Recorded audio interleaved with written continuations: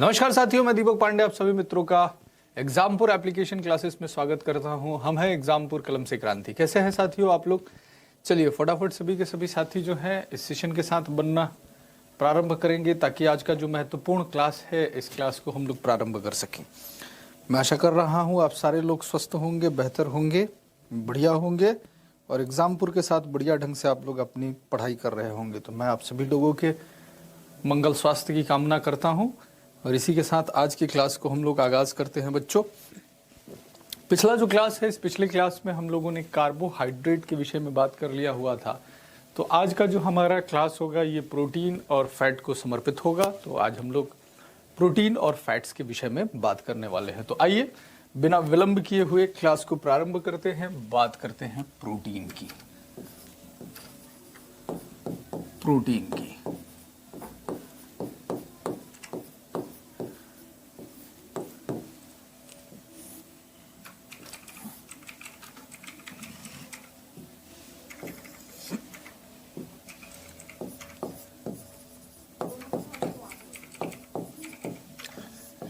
ठीक है, आप सबको पता है, जैसे हमने बात किया हुआ था कि कार्बोहाइड्रेट जो होता है साथियों, ये कार्बोहाइड्रेट हमारे पास इंस्टेंट एनर्जी के लिए होता है। इसी तरीके से जब हम लोग मसल्स बिल्डिंग के विषय में बात करते हैं कि पेशियों को बनाने के लिए कौन से न्यूट्रिएंट्स के पोषक पदार्थ की आवश्यकता होती है, तो वहाँ पर बात किसकी की जाती है? प्रोटीन की जाती है। चलिए, सबको जय हिंद है, सबको नमस्कार है।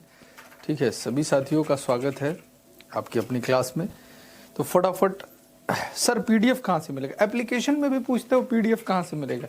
एप्लीकेशन में जाइए, कोर्सेज में जाइए, कोर्सेज में सब्जेक्ट में जाइए, सब्जेक्ट में उस टीचर का नाम देखिए और उसको क्लिक कीजिए। वहाँ पर आपको उसकी सारी क्लासेस दिखाई देगी और क्लास के बगल में पीडीएफ दिखाई देगा बाबू। तो पीडीएफ तो एप्लीकेशन की साथ ही साथ आपको मिलती है। चलिए आइए तो प्रोटीन के विषय में बात करते हैं। प्रोटीन जो होता है ये मूल रूप से किस में मदद करता है बच्चों? मसल्स बिल्डिंग में मदद करता है। और जब हमारे शरीर में कार्बोहाइड्रेट या फैट की कमी हो जाती है तो इस प्रोटीन का उपयोग जो होता है बालक, इसका उपयोग ऊर्जा के रूप में भी होता है। बट डायरेक्टली इसका उपयोग ऊर्जा एनर्जी को के रूप में नहीं होता है, याद रखिएगा। एनर्जी के रूप में इसका उपयोग तभी होता है जब कार्बोहाइड्रेट या फैट की कमी हो जाती है। अदरवाइज ये जो है ये मसल्स बिल्डिंग में काम आता है। तो सबसे पहले बात करें कि ये जो प्रोटीन शब्द है, इस प्रोटीन शब्द की खोज किसने की हुई है? ठीक है, कार्बोहाइड्रेट के लिए इस तरह का कोई व्यक्ति विशेष का नाम नहीं दिया जाता है, लेकिन प्रोटीन के लिए व्यक्ति विशेष का नाम दिया जाता है। ठीक है, तो बात करते हैं बच्चों कि प्रोटीन जो है, प्रोटीन की खोज किसने की है? तो इसकी खोज मूलर नाम के साइंटिस्ट के द्वारा 1838 में की गई। तो सबसे पहले आप ध्यान में रखिएगा, प्रोटीन की खोज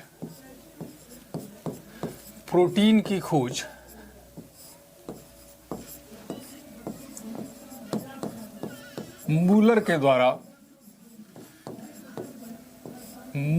द्वारा 1838 में की गई। 1838 में की गई। ठीक है, इस चीज को आप लोग ध्यान में रखेंगे सबसे पहले कि प्रोटीन वॉज डिस्कवर्ड बाय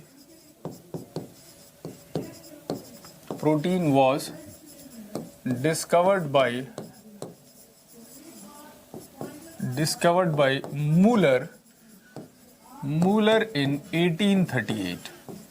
तो मूलर महोदय के द्वारा 1838 में प्रोटीन की खोज की गई हुई थी। ठीक है, बर्जीलियस जो है केमिकल स्ट्रक्चर से रिलेटेड है, खोज करने वाले मूलर है, बर्जीलियस नहीं है। अंजीव भाई, ये कौन है? ये है मूलर है। ठीक है, एसएसबी इंटरव्यू के बारे में क्या बताऊं? एसएसबी इंटरव्यू पहले तो पीटी क्वालिफाइंग कर लो, प्रीलिम्स एग्जाम क्वालिफाइंग कर लो, फिर एसएसबी के लिए बात किया जाएगा। एसएसबी में कई सारे चरण होते हैं, स्पेशल सेशन कर लिया जाएगा एसएसबी पे। हाँ ठीक है, मूलर के द्वारा की गई थी। बात करते हैं कि ये जो प्रोटीन होता है, इस प्रोटीन की दैनिक आवश्यकता कितनी होती है? ठीक है, किसी वयस्क व्यक्ति के लिए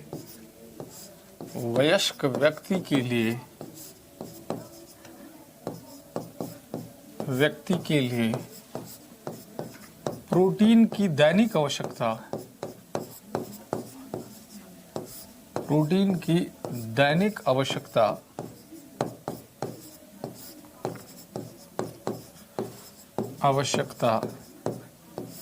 70 से 100 ग्राम होती है। ठीक है, लगभग 70 से 100 ग्राम प्रोटीन की दैनिक आवश्यकता होती है किसी एडल्ट पर्सन के लिए। ठीक है, ध्यान में रख लेना है। हाँ, नाइट्रोजनस सब्सटेंस है, तो ध्यान में रख लेना है कि डेली रिक्वायरमेंट इसका क्या है, 70 से 100 ग्राम है। आप लोग ये बताओ, जब मैंने कमेंट कर दिया कि नो कमेंट प्लीज, तो आप लोगों में पढ़ा नहीं जा रहा, पढ़ाई नहीं हो रही कि यही पूछोगे एसएसबी कब होता है, एसएसबी क्या होता है, और कमेंट पे नॉनसेंस है, स्टूडेंट है। अरे आप पढ़ाई करो ना पहले, क्यों कमेंट कर रहे हो आप, ये बताओ मुझे। आप कमेंट में ध्यान दोगे तो और भी कमेंट करेंगे। तुम्हारा बोर्ड पे ध्यान है कि टीचर पढ़ा रहा है, नोट्स बना लें। तुम दूसरों को बोलते हो कि सर मैनर्स नहीं है बच्चों में, बहुत सारे स्टूडेंट हैं। आप लोग कब सीखोगे? डिफेंस ऑफिसर बनने जा रहे हो तुम लोग।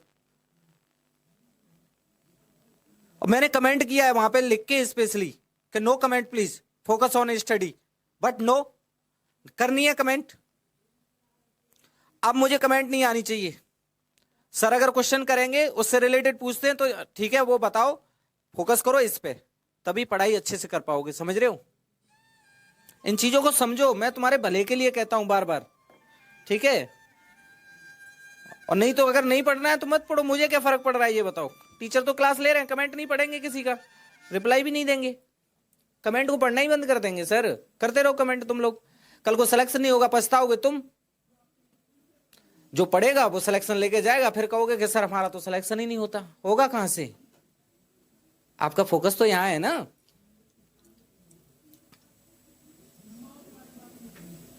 चलो अच्छे बच्चों की तरह करो क्लास, ठीक है?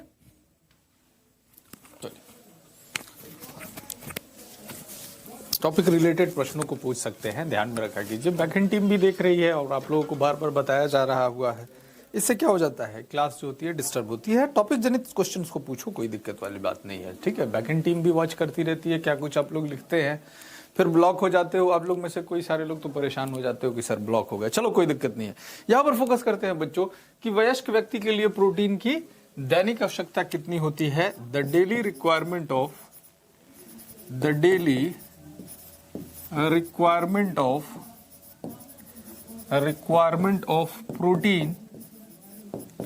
protein for an adult person is 70 to 100 ग्राम। इतनी जो होती है ये दैनिक आवश्यकता होती है, ठीक है? अब बात करते हैं बच्चों कि ये जो हमारे पास प्रोटीन होता है, इस प्रोटीन के महत्वपूर्ण स्रोत क्या क्या है, ठीक है? इसके मेन सोर्सेस क्या क्या है। बात करें इसके महत्वपूर्ण स्रोत क्या है, जिन स्रोतों से हमें प्रोटीन की प्राप्ति होती है। इंपॉर्टेंट सोर्सेस की बात करें, इंपॉर्टेंट सोर्सेस की बात कर रहा हूं किसके लिए बच्चों? प्रोटीन के लिए बात कर रहे हैं, ठीक है? कि प्रोटीन के मुख्य स्रोत क्या क्या होते हैं, ठीक है? हाँ बिल्कुल, नोट करते रहना है गुड़िया कुमारी जी, बिल्कुल सही है। ढंग से पढ़ाई करते रहिए, कोई दिक्कत वाली बात नहीं है, ठीक है? आप सभी अच्छे बच्चे हैं। चलिए सभी के सभी लोग पढ़ते रहिए। हाँ, 1 ग्राम से 4 कैलोरी, बिल्कुल सोनी जी। प्रोटीन का 1 ग्राम जो होता है ये लगभग, पहले भी बताया था आपको, 4 कैलोरी के आसपास ऊर्जा के प्रदान करता है, ठीक है? तो महत्वपूर्ण स्रोत इसके देखिए क्या क्या है। इसके मुख्य स्रोत में आ जाते हैं बच्चों मूंगफली। मूंगफली एक बड़ा अच्छा स्रोत है। मूंगफली है जिसको ग्राउंड नट के नाम से जानते हो आप लोग, ग्राउंड नट के नाम से जानते हो। सोयाबीन है, आप सबको पता है, सोयाबीन जो है ये प्रोटीन का प्रमुख स्रोत है, ठीक है? सोयाबीन है, ठीक है? सोयाबीन जो है ये प्रमुख स्रोत है। मांस है, अंडा है, दालें हैं। मांस हो गया, मीट हो गया बच्चों, अंडा हो गया, एग हो गया, दाल जो आप खाते हो, दाल प्रोटीन के प्रमुख स्रोत हैं। पल्सेस, दालें हो गई, पल्सेस हो गई। मछली हो गया बच्चों, फिश जो है अगेन प्रोटीन का एक बहुत जबरदस्त स्रोत है। फिश जो है, मछली जो है, सी फूड जो है, समुद्री भोजन जो है, ये मछली का प्रमुख, ये प्रोटीन का प्रमुख स्रोत है। अगर हम लोग बात करें समुद्री भोजन की, सी फूड की बात करें बच्चों, सी फूड की बात करें, सी फूड है, सी फूड जो है ये प्रमुख स्रोत है, दूध प्रमुख स्रोत है बच्चों, दूध जो है ये प्रमुख स्रोत है। तो ये कुछ प्रोटीन के आपके पास इंपॉर्टेंट सोर्सेस हैं जिनसे सफिशिएंट मात्रा में आपके बॉडी को प्रोटीन मिलती है। तो आप जब बैलेंस डाइट की बात करते हो, संतुलित आहार की बात करते हो, तो उस आहार में इन सभी चीज़ों के बारे में बात होगी। लिपोजेनेसिस के विषय में भी बात करेंगे सिंह साहब, लिपोजेनेसिस जो होता है इसके विषय में, ग्लूकोनियोजेनेसिस के विषय में भी बात करेंगे, ग्लाइकोनियोजेनेसिस के भी विषय में बात करेंगे। ये सब ऑर्गन के हिसाब से हम लोग बात करेंगे, ठीक है, बेफिक्र रहिए आप सारी की सारी।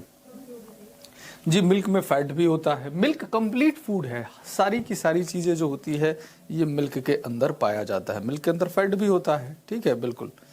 जो बटर के रूप में आप निकालते हो, घी के रूप में निकालते हो, मिल्क से ही तो निकलता है, तो वो किस रूप में आ जाता है, वो फैट के रूप में आ जाता है। मशरूम भी होगा, बिल्कुल कई सारे स्रोत हो जाएंगे, कई सारे स्रोत हो जाएंगे। अगर वेज में बात करोगे तो वेज में जो होता है दालें हो गई, मूंगफली हो गया, सोयाबीन हो गया।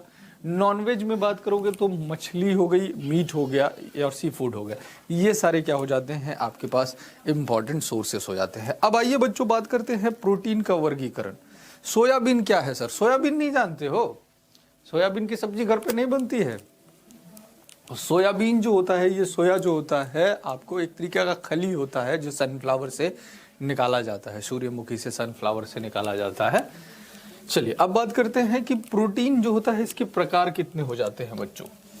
प्रोटीन का वर्गीकरण करते हैं, प्रोटीन का वर्गीकरण, प्रोटीन का वर्गीकरण करते हैं बच्चों। Classification of protein, classification of protein, classification of protein, ठीक है। प्रोटीन का वर्गीकरण कर रहे हैं कि ये जो प्रोटीन हमारे पास हो जाते हैं ये प्रोटीन के कितने प्रकार हो जाते हैं। नहीं अभी सेल थ्योरी नहीं हुआ है, अभी एप्लीकेशन पे आप लोगों को सेल थ्योरी नहीं पढ़ाया है, साइटोलॉजी नहीं पढ़ाया हुआ है, एप्लीकेशन पे साइटोलॉजी आएगी, ठीक है, बेफिक्र रहिए, एप्लीकेशन पे अभी साइटोलॉजी होगी। सबसे पहले बात किस आधार पर करते हैं बच्चों, इसको भी बांटने के अलग अलग तरीके होते हैं। सबसे पहले क्लासिफिकेशन करते हैं आणविक आकृति के आधार पर, आणविक, ठीक है, आणविक आकृति के आधार पर, आणविक आकृति के आधार पर, आधार पर, on the basis of, on the basis of, basis of molecular structure, molecular structure. आणविक आकृति के आधार पर प्रोटीन को सबसे पहले बांटते हैं कि ये प्रोटीन कितने होते हैं। देखिए द कोच साहब का आंसर आ गया हुआ है कि सर दो तरह का हो जाता है। बहुत बढ़िया सर, एग वेज है या नॉन वेज? नॉन वेज में आता है, एग वेज में नहीं आता है ना बच्चे, नॉन वेज में आता है, ठीक है। एग मिलता कहाँ से है? मुर्गी से ही तो मिलता है। अब फिर उसी पे उलझा दोगे कि सर पहले मुर्गी आया कि पहले अंडे आया, ठीक है, नॉन वेज में आता है, ठीक है, ध्यान में रखा कीजिए, एग जो होता है वो नॉन वेज में आता है। बहुत बढ़िया। तो इसमें जो हो जाता है दो तरह के हो जाते हैं, एक हो जाता है आपके पास कौन सा, रेशेदार प्रोटीन, ठीक है।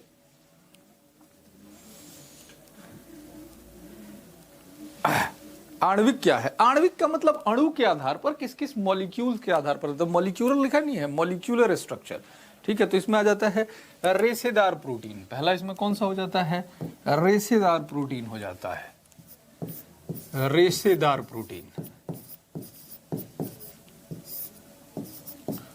रेशेदार प्रोटीन।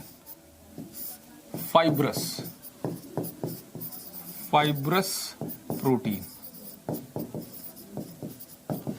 अब फाइब्रस प्रोटीन की आप लोग बात करते हो कि ये फाइब्रस प्रोटीन कौन से होते हैं, तो फाइब्रस प्रोटीन, रेशेदार प्रोटीन, ध्यान में रखा कीजिए।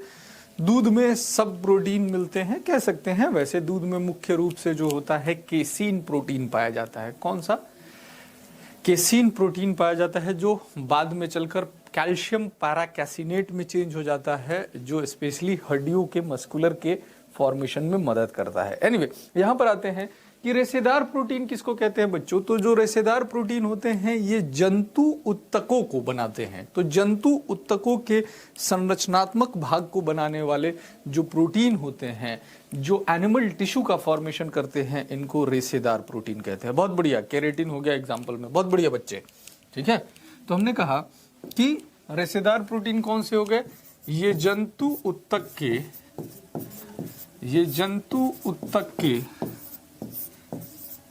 संरचनात्मक भाग को बनाते हैं, संरचनात्मक भाग को बनाते हैं। ये जंतु उत्तक के संरचनात्मक भाग को बनाते हैं। They help in formation of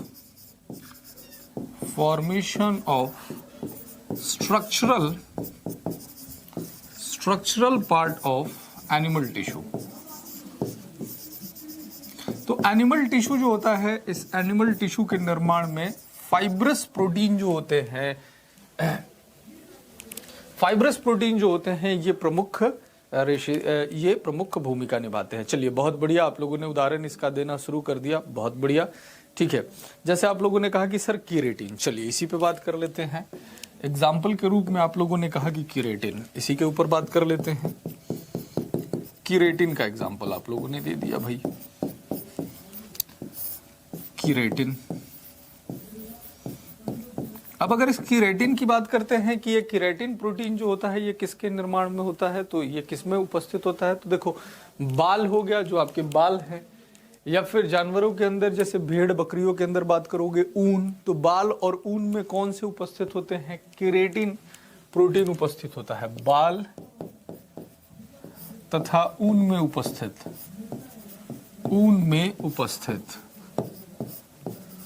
ठीक है, बाल तथा ऊन में उपस्थित होता है keratin protein. Present in hair and wool, ठीक है, बाल में पाए जाते हैं, ऊन में पाए जाते हैं, तो ये केराटिन प्रोटीन हो गया।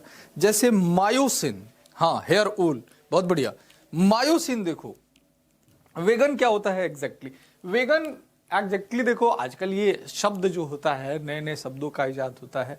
वेगन स्पेशली जो होता है, जो मिल्क प्रोडक्ट्स को खाते हैं, मतलब शाकाहारी में ही आता है वेगन में, ध्यान में रखा कीजिए। वेगन का मतलब क्या हो गया? शाकाहारी, मिल्क प्रोडक्ट पे जो लोग डिपेंडेंट करते हैं। इसके बाद देखिए आपके पास कौन सा हो गया बच्चों, दूसरा एग्जाम्पल देखिए, मायोसिन। दूसरा उदाहरण आप देखें, मायोसिन।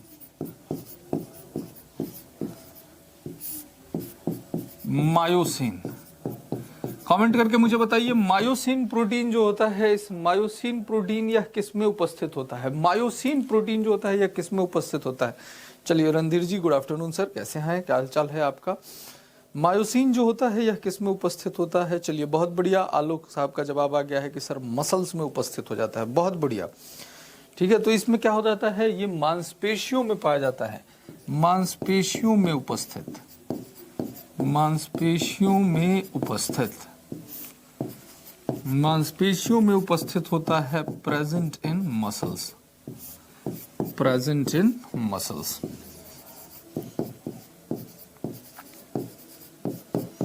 ठीक है, तो जो मांसपेशियां होती है, कई बार यह सवाल पूछा गया है कि हमारी मांसपेशियां जो होती है किस उत्तक की बनी होती है, तो हम लोग कहते हैं मायोसिन। मायोसिन जो होता है ये इस उत्तक को निर्माण करता है, ये प्रोटीन जो होता है मायोसिन प्रोटीन पे निर्भर करती है।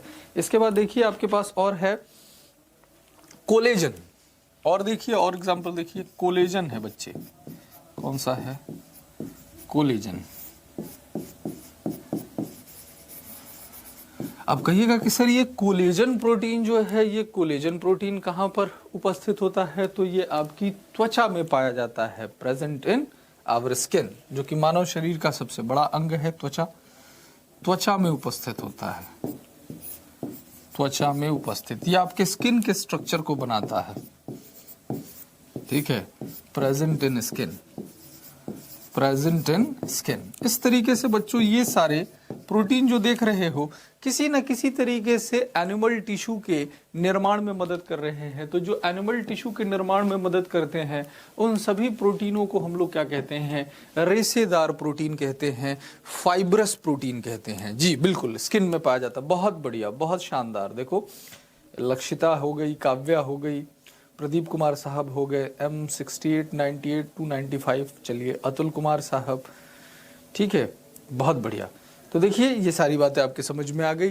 तो सबसे पहले आणविक आकृति के आधार पर हमने क्या पढ़ लिया, रेशेदार प्रोटीन, इसका पहला पार्ट हो गया।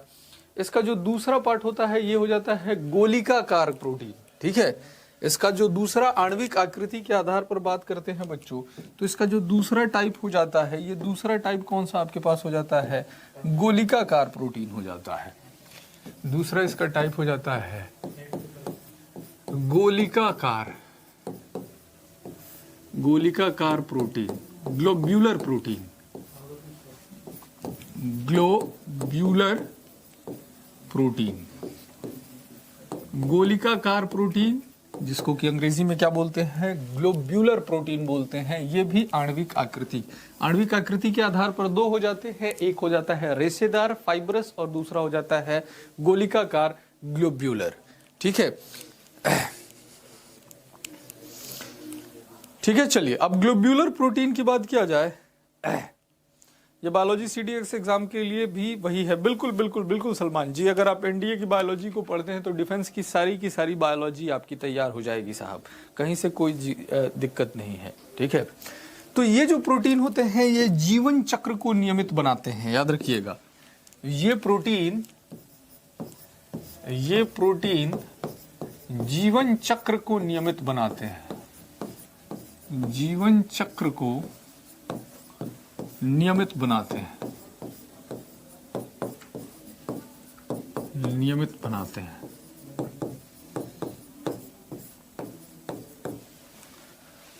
These protein helps in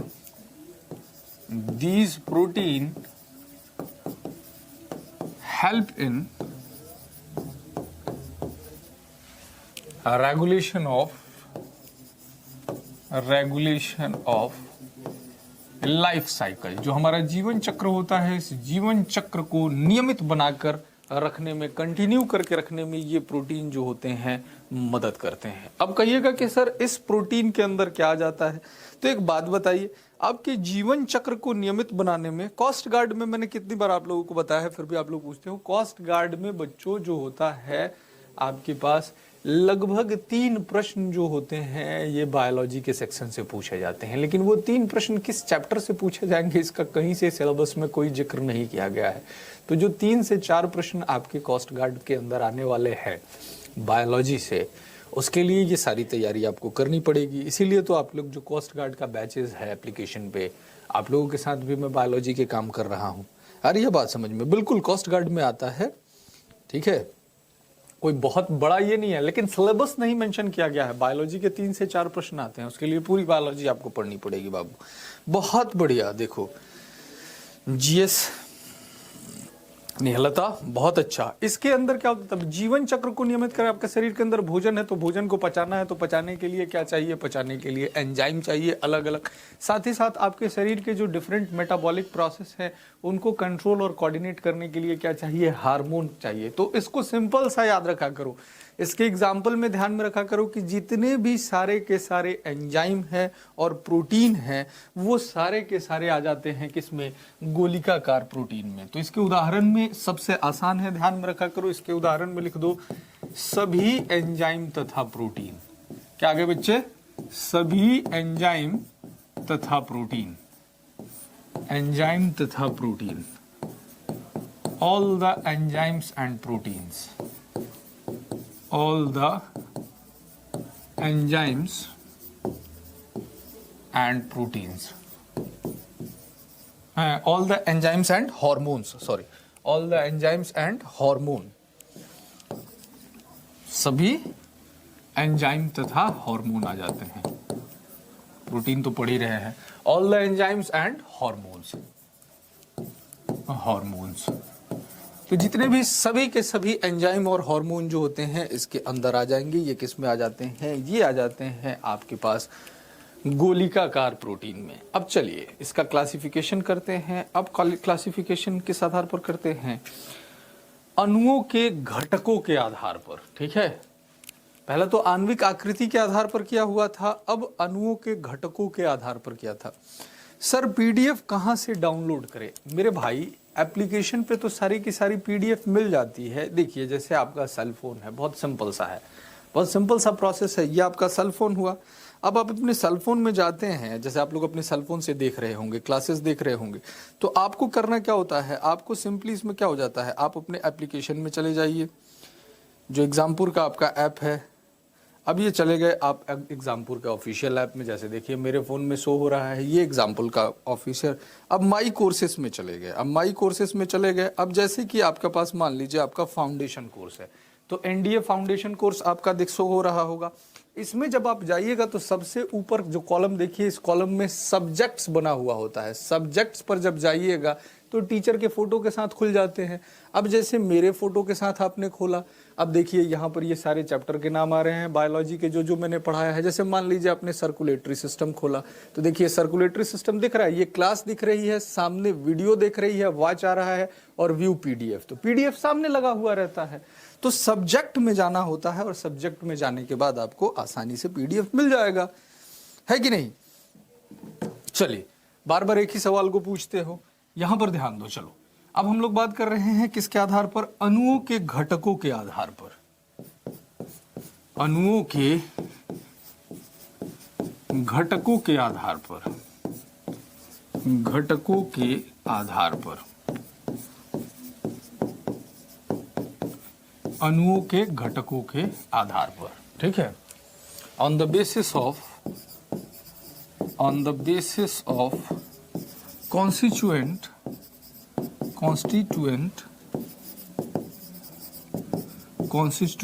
of molecules, on the basis of constituent of molecules, अणुओं के घटकों के आधार पर। तो घटकों के आधार पर जब आप बात करते हो तो इसमें देखिए प्रोटीन के कितने प्रकार हो जाते हैं। सर एंजाइम क्या होता है? एंजाइम देखिए वो पदार्थ होते हैं, एक तरीके के उत्प्रेरक होते हैं। एंजाइम क्या होते हैं? एंजाइम को कहा जाता है बायोलॉजिकल कैटालिस्ट। एंजाइम जो होते हैं ये क्या होते हैं? बायोलॉजिकल कैटालिस्ट होते हैं। जैवीय उत्प्रेरक को कहा जाता है, बायोलॉजिकल कैटालिस्ट होते हैं। और कैटालिस्ट उत्प्रेरक उनको कहा जाता है जो रिएक्शन कराने में सहायता करते हैं। तो ये जैवीय उत्प्रेरक होते हैं। रिएक्शन दो तरह के होते हैं, भौतिक और रासायनिक। तो आपके शरीर में भी तो क्या हो जाता है? रिएक्शन होता है। इसी प्रक्रिया को तो आप लोग क्या कहते हैं? मेटाबॉलिज्म कहते हैं। तो मेटाबॉलिज्म के लिए उत्प्रेरक की जरूरत होती है, कैटालिस्ट की जरूरत होती है, और जो बायोलॉजिकल कैटालिस्ट होते हैं उनको एंजाइम कहा जाता है। ठीक है, चलिए अब यहां पर देखते हैं कि अणुओं के घटकों के आधार पर जो प्रोटीन के प्रकार हो जाते हैं बच्चों, इसमें कौन कौन सा आ जाता है? तो इसमें आ गया आपके पास सबसे पहले है सरल प्रोटीन, सिंपल प्रोटीन, सरल प्रोटीन, सिंपल प्रोटीन।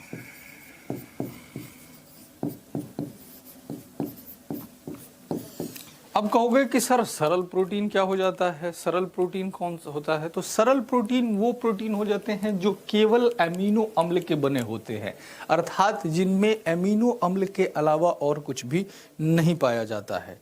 ठीक है, तो ये ध्यान में रखा कीजिए कि सरल प्रोटीन क्या हो गया? सरल प्रोटीन ये केवल एमिनो अम्ल के बने होते हैं, ये केवल एमिनो अम्ल के बने होते हैं, एमिनो अम्ल के बने होते हैं, बने होते हैं। They are only made up of, they are only made up of amino acid, amino acid. तो केवल किसके बने होते हैं बच्चों? एमिनो अम्ल के बने हुए होते हैं। तो इनको हम लोग क्या कहते हैं? सरल प्रोटीन कहते हैं। ठीक है, सरल प्रोटीन कहते हैं। बहुत बढ़िया। अगर बात मान को चलो इसके कुछ उदाहरण देखें। जैसे हमारे पास है ग्लोब्यूलिन। एग्जाम्पल की बात करता हूं बच्चों, एग्जाम्पल देखो आपके पास क्या है, ग्लोब्यूलिन है, ग्लोब्यूलिन, ग्लोब्यूलिन प्रोटीन है। जैसे आप लोग पढ़ते हुए होंगे, जब आप लोग पढ़ते हुए हो किसको, हीमोग्लोबिन को पढ़ते हो, तो ग्लोबिन प्रोटीन या ग्लोब्यूलिन प्रोटीन जो है ब्लड के फॉर्मेशन में मदद करती है। तो ये किस तरह की प्रोटीन है, एक सरल प्रोटीन है। अगर आप लोग बात करते हो कोलेजन की, तो कोलेजन भी क्या है, एमिनो अम्ल क्या है सर, एमिनो अम्ल वो होते हैं जो प्रोटीन का निर्माण करते हैं। ध्यान में रखा करो, प्रोटीन हम लोग बोलते हैं हमारा शरीर लेता है, लेकिन हमारा शरीर प्रोटीन को प्रोटीन के रूप में इंटेक नहीं करता है, प्रोटीन को एमिनो अम्ल के रूप में हमारा शरीर करता है। जैसे आप कहते हो कि हमारे शरीर को कार्बोहाइड्रेट की जरूरत होती है, लेकिन हमारा शरीर डायरेक्ट कार्बोहाइड्रेट थोड़े लेता है बच्चे, हमारा शरीर कार्बोहाइड्रेट को ग्लूकोज के रूप में लेता है। उसी तरीके से जो प्रोटीन है उस प्रोटीन को एमिनो अम्ल के रूप में लेता है। ठीक है, एसिड है, टाइप ऑफ एसिड है। अब देखो ग्लोब्यूलिन हो गया, कोलेजन हो गया, कोलेजन हो गया, एल्ब्यूमिन हो गया, एल्ब्यूमिन हो गया। इन सबको तो रट्टा लगाना पड़ेगा आपको, इसमें कोई एल्ब्यूमिन, एल्ब्यूमिन, इन सब में कोई हिसाब किताब नहीं है, आपको ध्यान में रखना पड़ेगा बच्चे। ठीक है, किरेटिन और केरेटिन दोनों सेम होता है नहीं, एक अलग चीज है। देखिए, एक किरेटिन होता है, एक कैरोटीन होता है। ध्यान में रखा कीजिए, एक होता है किरेटिन और दूसरा होता है कैरोटीन। कैरोटीन, ये कैरोटीन वो है जो गाजर के अंदर पाया जाता है, गाजर का रंग जो लाल हो जाता है, और ये किरेटिन वो है जो आपके बालों के अंदर पाई जाती है। तो किरेटिन होता है और कैरोटीन होता है बच्चे, दोनों में अंतर है। बैक स्लाइड दिखा दूं, देख लो फिर से, बैक स्लाइड देख लो बच्चे, ये देख लो बैक स्लाइड फिर से देख लो। ठीक है, कोई दिक्कत वाली बात नहीं है, फिर से एक बार देख लो, फटाफट इसको नोट कर लो। ठीक है, तो सरल प्रोटीन की हम लोग बात कर रहे हुए थे बच्चों, किस आधार पर हम लोग बात कर रहे हैं, हम लोग बात कर रहे हैं अणुओं के घटकों के आधार पर। ठीक है, तो ये ध्यान में रखा कीजिए कि जो सरल प्रोटीन होते हैं, ये सरल प्रोटीन केवल और केवल एमिनो अम्ल के बने हुए होते हैं। इसके बाद है दूसरा जो है, इसमें अब आते हैं इसके दूसरे टाइप में आते हैं। दूसरा जो होता है ये हो जाता है संयुग्मी प्रोटीन, कॉन्जुगेटेड प्रोटीन। ठीक है, संयुग्मी प्रोटीन को देखो बच्चे, दूसरा जो है इसमें कौन सा है, संयुग्मी प्रोटीन है, संयुग्मी protein, conjugated protein, conjugated, conjugated protein. अच्छा, संयुग्मी का मतलब क्या हुआ, युग्म का मतलब क्या होता है भाई, युग्म का मतलब क्या होता है, युग्म का मतलब होता है जोड़ा, यानी इनमें एमिनो अम्ल के अतिरिक्त, प्रोटीन के अतिरिक्त कोई दूसरा पदार्थ भी होगा। तो प्रोटीन के अतिरिक्त अगर इसमें कोई दूसरा पदार्थ होगा बाबू, तो इसको क्या कहा जाता है, इसको संयुग्मी प्रोटीन कहा जाता है। ठीक है,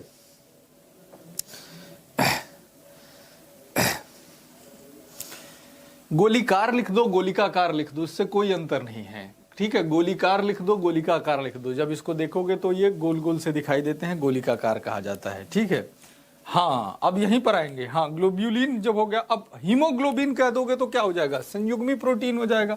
तो प्रोटीन के अतिरिक्त अन्य पदार्थ, ऐसे प्रोटीन में, ऐसे प्रोटीन में प्रोटीन के अतिरिक्त, प्रोटीन के अतिरिक्त अतिरिक्त दूसरे पदार्थ पाए जाते हैं, दूसरे पदार्थ उपस्थित होते हैं, उपस्थित होते हैं, उपस्थित होते हैं, याद रखिए। कंजुगेट है यानी सम्मिलित है। In such kind of protein, in such kind of proteins, other substance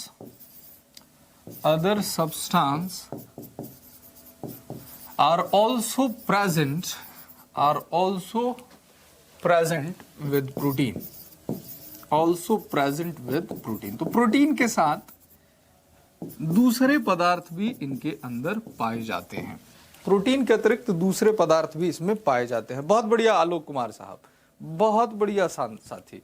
जैसे कि हमने बात किया फॉर एग्जांपल हीमोग्लोबिन, जैसे हमने बात कर लिया बच्चों, जैसे हमने बात कर लिया हीमोग्लोबिन, हीमोग्लोबिन बात कर लिया। चलो समझो जरा इसको ध्यान से, हीमोग्लोबिन अगर आप लोगों ने पढ़ा हुआ है तो आपको पता होगा कि हीमोग्लोबिन जो होता है ये दो शब्दों से मिलकर बना हुआ है, हीमे और ग्लोबिन। तो ग्लोबिन इसमें क्या है बच्चे, ग्लोबिन अभी अभी आपको बताया था कि प्रोटीन है, तो केवल ग्लोबिन की बात करोगे तो ग्लोबिन जो हो जाएगा ये सरल प्रोटीन हो जाएगा। हीमे का मतलब क्या होता है, हीमे का मतलब होता है आयरन, लोहा होता है। तो हीमोग्लोबिन में कहते हो कि आयरन पाया जाता है। तो देखो, तो हीमोग्लोबिन प्रोटीन जब कह रहे हो तो इसमें ग्लोबिन प्रोटीन के साथ साथ दूसरा पदार्थ क्या है, आयरन है। तो याद रखा करो कि ऐसे प्रोटीन जिसमें प्रोटीन के अतिरिक्त दूसरा पदार्थ भी प्रेजेंट होगा उनको हम लोग क्या बोलते हैं, संयुग्मी प्रोटीन बोलते हैं। तो संयुग्मी प्रोटीन में क्या हो जाता है, दोनों पाए जाते हैं। देखिए फ्रूट्स जो होते हैं अगेन इनरिच सोर्स है, प्रोटीन, विटामिन, कार्बोहाइड्रेट, सारी की सारी चीजें पाई जाती है। ठीक है, अलग अलग फ्रूट्स में अलग अलग चीजें पाई जाती है। ठीक है, तो ये नहीं कह सकते हैं कि केवल प्रोटीन मिलता है या केवल विटामिन मिलता है, सारी चीजों की इसमें जो होती है अवेलेबिलिटी होती है। आ रही है आपके समझ में? ठीक है, आगे बात करते हैं कि केसीन प्रोटीन जो दूध में पाया जाता है ये भी किस तरह का है, संयुग्मी प्रोटीन है। केसीन की बात करते हैं, केसीन प्रोटीन है। केसीन प्रोटीन भी किस तरह का है, आपके पास एक संयुग्मी प्रोटीन है। कौन सा, केसीन। या फिर आप बात करते हैं ग्लाइकोप्रोटीन की बात करते हैं, ये भी किस तरह का हो जाता है बच्चों, संयुग्मी प्रोटीन हो जाता है। ग्लाइकोप्रोटीन, इवन अगर आप बात करते हैं ग्लाइकोप्रोटीन की, ग्लाइकोप्रोटीन की, ग्लाइकोप्रोटीन की बात करते हैं तो ये प्रोटीन भी किस तरह का हो जाता है, संयुग्मी प्रोटीन हो जाता है। ठीक है, चलिए बात समझ में आ गई। Help in formation of haemoglobin, बहुत बढ़िया। Keep our blood pressure normal, albumin, बहुत बढ़िया आर्यन, बहुत शानदार बच्चे। ठीक है, अब बात करते हैं कि इसका तीसरा टाइप कौन सा होता है। तो इसका तीसरा टाइप होता है बच्चों व्युत्पन्न प्रोटीन, डेराइव्ड प्रोटीन। तीसरा टाइप इसका कौन सा है, व्युत्पन्न प्रोटीन। देखिए, व्युत्पन्न protein, derived protein, derived protein. अब बात करें कि व्युत्पन्न प्रोटीन किन प्रोटीनों को कहा जाता है, डेराइव्ड प्रोटीन किन को कहा जाता है। ठीक है, डेराइव्ड प्रोटीन क्या होता है, ठीक है, तो ये प्रोटीन वो हो जाते हैं जो प्राकृतिक प्रोटीन के आंशिक अपघटन से बनते हैं। जो नेचुरल प्रोटीन होता है उस नेचुरल प्रोटीन के पार्शियली डिकम्पोजिशन से जो प्रोटीन बनते हैं, इन प्रोटीन को हम लोग कहते हैं व्युत्पन्न प्रोटीन। हाँ, केसीन जो होता है ये मिल्क में पाया जाता है, बिल्कुल जीएस स्नेहलता जी, ये मिल्क में पाया जाता है। ये केसीन प्रोटीन जो होता है ये कैल्शियम पैराकैसिनेट में बदल जाता है। जब इसका पाचन होता है तो ये पैराकैसिनेट में बदल जाता है, ध्यान में रखिएगा। इसके लिए हमारे आमाशय में एक एंजाइम बनता है, जिस एंजाइम को हम लोग बोलते हैं रेनिन एंजाइम। और ये रेनिन एंजाइम जो होता है ये क्या करता है, प्रोटीन का पाचन करता है, दूध में पाए जाने वाले प्रोटीन का। ठीक है, चलिए आगे बात करते हैं कि व्युत्पन्न प्रोटीन में हमने क्या कहा कि ये प्राकृतिक प्रोटीन के आंशिक अपघटन से बनते हैं। ठीक है, तो ये प्रोटीन प्राकृतिक प्रोटीन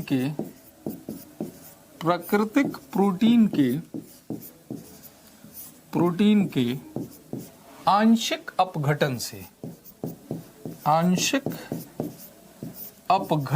बनते हैं, अपघटन से बनते हैं। ठीक है, these protein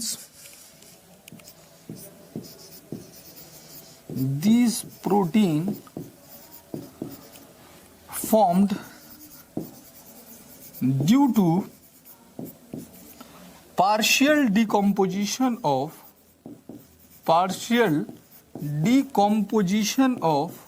natural protein, decomposition of natural protein। तो ये क्या हो जाते हैं, नेचुरल प्रोटीन के, प्राकृतिक प्रोटीन के आंशिक अपघटन से। आंशिक का मतलब क्या होता है, नॉट कंप्लीटली, ठीक है। तो पार्शियल ब्रेक डाउन से इस तरह के प्रोटीनों का निर्माण होता है, ठीक है। आइए बात करते हैं, ठीक है, कि कौन सा इसका, जैसे एक दो उदाहरण हम लोग देखते हैं। जैसे आप लोग देखिए इंसुलिन, इंसुलिन का नाम सुने हुए हो, इंसुलिन, इंसुलिन भी प्रोटीन वर्ग में आता है, जो आपके ब्लड शुगर को क्या करता है, कंट्रोल करता है बच्चों। एग्जाम्पल देखिए डेराइव्ड प्रोटीन का, इंसुलिन, इंसुलिन, इंसुलिन हो गया बच्चों, ठीक है। इंसुलिन हो गया जो कि आपके ब्लड शुगर को कंट्रोल करता है। और अगर आप बात करेंगे जैसे फाइब्रिन प्रोटीन हो जाता है, जो रक्त का थक्का बनाने में मदद करता है। फाइब्रिन प्रोटीन होता है जो रक्त का थक्का बनाने में मदद करता है। देखिए फाइब्रिन प्रोटीन है, फाइब्रिन प्रोटीन है जो रक्त का थक्का बनाने में मदद करता है। इवन अगर आप लोग बात कीजिएगा तो पेप्टोन्स है, पेप्टोन्स है, पेप्टोन्स प्रोटीन है जो आ जाता है डेराइव्ड प्रोटीन में, पेप्टोन्स है। तो ये सारे कुछ डेराइव्ड एटसेट्रा कर लीजिए, ये कुछ डेराइव्ड प्रोटीन्स के उदाहरण हैं। तो इस तरीके से आप देख रहे हुए हैं कि क्या हो जाता है, प्रोटीन जो होता है ये आपके पास ये तीन तरह के हो गए। जब हम लोग किस आधार पर बात कर रहे हुए थे बच्चों, जब हम लोग बात कर रहे हुए थे अणुओं के घटकों के आधार पर, तो ये प्रोटीन तीन तरह के हो गए, सरल प्रोटीन, संयुग्मी प्रोटीन और व्युत्पन्न protein. Simple protein, conjugated protein और डेराइव्ड प्रोटीन। और जब आणविक संरचना के आधार पर बात किया था तो गोलिकाकार प्रोटीन हुआ था हमारे पास और रेशेदार प्रोटीन हुआ था, ग्लोब्यूलर प्रोटीन हुआ था और फाइब्रस प्रोटीन हुआ था। तो ये दो तरीके होते हैं जिससे प्रोटीन को आपको ध्यान में रख लेना है। प्रीवियस स्लाइड एक बार दिखा दूं, देख लीजिए सर, ये देख लीजिए प्रीवियस स्लाइड्स को आप लोग।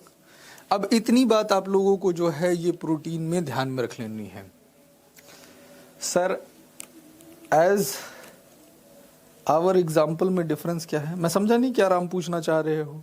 एज आवर एग्जाम्पल क्या कहना चाह रहे हो बच्चों, जरा और बताओ किस तरीके से। कोलिजन को कहाँ प्लेस करेंगे सर अगर एग्जाम में पूछा तो? देखो एग्जाम में पूछा जाएगा कुणाल जी, तो ये ध्यान में रखा कीजिएगा, एग्जाम में किसी एक ही टाइप से तो पूछा जाएगा। अगर मॉलिक्यूलर के अगर आपसे पूछा जाता है आणविक संरचना के आधार पर तो उस हिसाब से आप बता दीजिए कौन सा है। और अगर पूछा जाता है किसके आधार पर, अगर आपसे पूछा जाता है अणुओं के घटकों के आधार पर तो उस आधार पर बता दीजिए, ठीक है। क्योंकि कोई एक ही तरीका तो हो सकता है भाई। इसको जैसे केमिस्ट्री में पढ़ते हो कि स्ट्रॉन्ग एसिड कौन सा है, तो मान लीजिए आपने कह दिया कि भैया हाइड्रोक्लोरिक अम्ल एक स्ट्रॉन्ग एसिड है, तो स्ट्रॉन्ग एसिड में हो जाएगा। अब यही से पूछ दिया गया कि हाइड्रोक्लोरिक अम्ल कैसा अम्ल है, ऑक्सी अम्ल है कि हाइड्रा अम्ल है, तो अब इसको बोलोगे कि ये हाइड्रा अम्ल है। अगर आपसे पूछ दिया जाए कि HCl कैसा अम्ल है, कंसंट्रेटेड है या डाइल्यूट है, तो बोल दोगे कंसंट्रेटेड है। अगर पूछ दिया जाएगा कि मिनरल एसिड है कि ये कैसा है, आपको ऑर्गेनिक एसिड है, तब क्या बोल देते हो, तब बोल देते हो मिनरल एसिड है।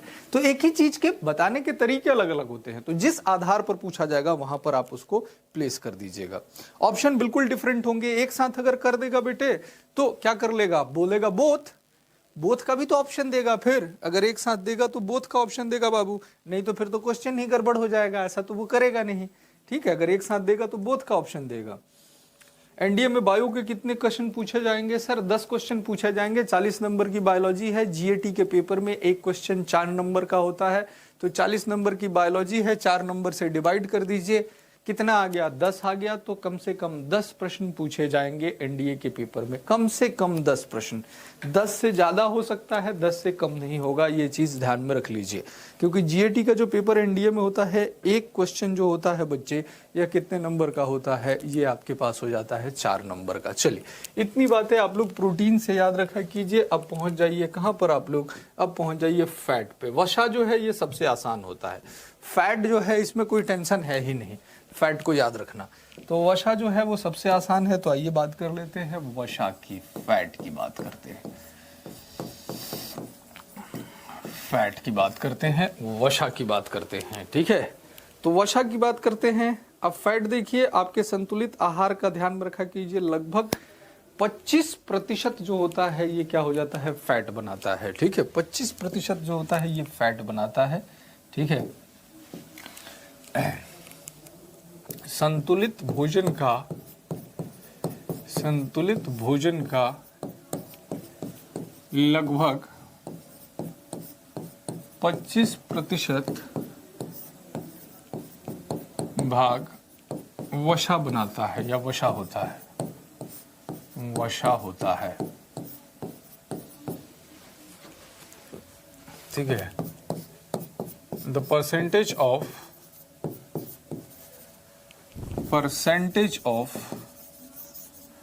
Fat in balanced diet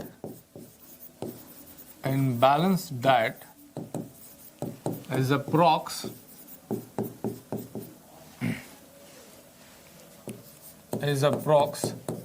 25%। तो 25% जो हो जाता है ये कौन बना देता है, वसा बना देता है बच्चे।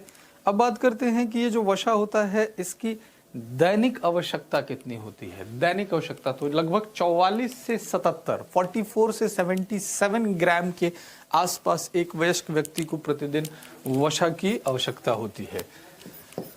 तो किसी वयस्क व्यक्ति को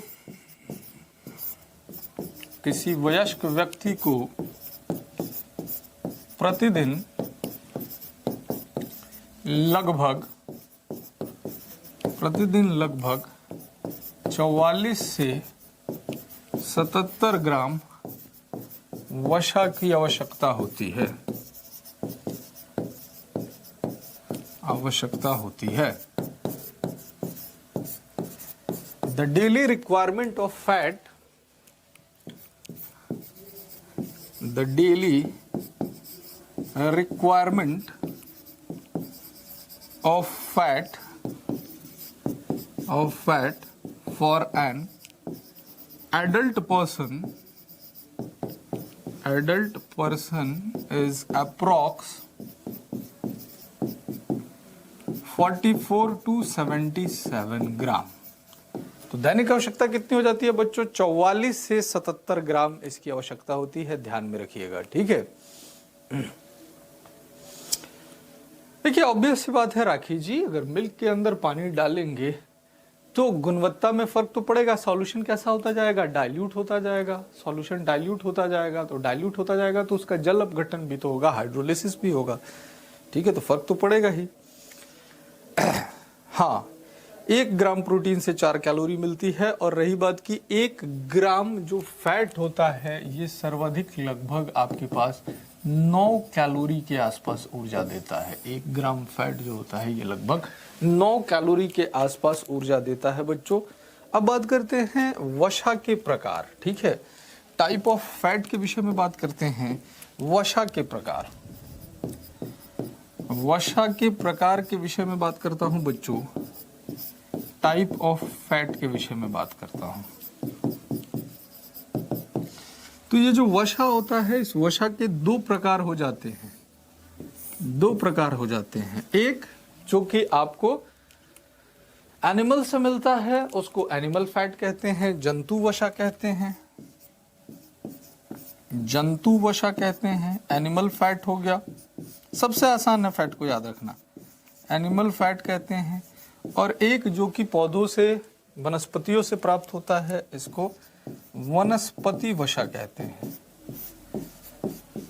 वनस्पति वसा इसको कहा जाता है। ठीक है, वनस्पति वसा कहा जाता है, वेजिटेबल फैट कहा जाता है, वेजिटेबल फैट कहा जाता है। ठीक है, वेजिटेबल फैट कहा जाता है।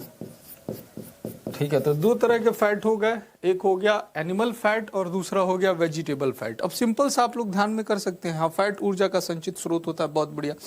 एनिमल फैट एनिमल से प्राप्त हो जाएगा। 1 ग्राम फैट बता दिया बच्चे, लगभग 9 कैलोरी के आसपास ऊर्जा देता है। ठीक है, अब यहाँ पर एक चीज आप लोग ध्यान में रखा कीजिए कि एनिमल फैट जो होगा वो एनिमल से प्राप्त होगा, अगर हम लोग जंतु वसा की बात करते हैं, एनिमल फैट की बात करते हैं बच्चों, और वनस्पति वसा की बात करते हैं, वनस्पति वसा की बात करते हैं, वेजिटेबल फैट की बात करते हैं, वेजिटेबल फैट की बात करते हैं, तो जो जंतु से प्राप्त हो रहा है जंतु वसा, जो एनिमल से प्राप्त हो रहा है हुआ एनिमल वसा, जैसे यहाँ पर आपके पास हो गया दूध हो गया, मक्खन हो गया, ठीक है, मांस हो गया, पनीर हो गया, ये सारे क्या हैं, ये जंतुओं से प्राप्त हो रहे हैं, ठीक है, अंडा हो गया, ये सारे क्या हो रहे हैं, जंतुओं से प्राप्त हो रहे हैं, तो ये जंतु वसा हो गया।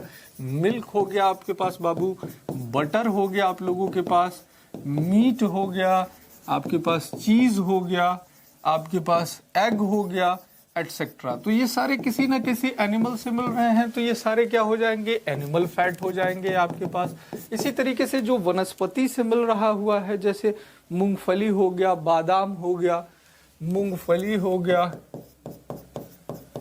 बादाम हो गया, बादाम हो गया, अखरोट हो गया, अखरोट हो गया, नारियल हो गया, नारियल हो गया। अब देख रहे हैं मूंगफली हो रहा है, बादाम हो रहा है, अखरोट हो रहा है, नारियल हो रहा है, सरसों हो रहा है, सरसों का तेल, सूर्यमुखी हो रहा है, सनफ्लावर हो रहा है।